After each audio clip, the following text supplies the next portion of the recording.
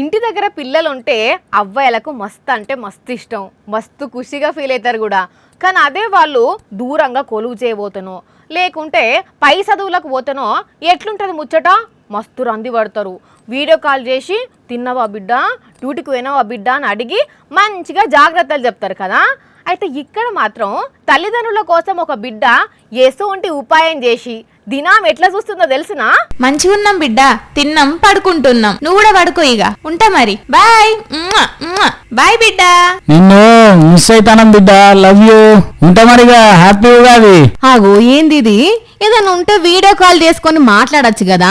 ఇదంతా ఏందంటే వీళ్ళకు దూరంగా ఉంటున్న వీళ్ళ బిడ్డ ప్రత్యేక పరిస్థితులల్లా ఇంటిని చూసుకునేటందుకు వాళ్ళతో ఇట్లా మాట్లాడేందుకే ఇంట్లో సీసీ కెమెరాలు పెట్టించి దినం అక్కడ సెల్ ఫోన్లో చూసుకుంటుందట.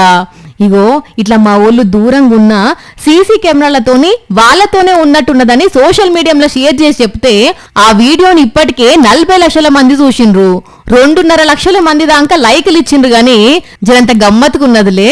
ఎంత దూరంలో ఉన్నా చిన్న కెమెరాతోని అందరికందరు కలిసిపోయినట్టు ముచ్చట పెట్టుకున్నట్టు.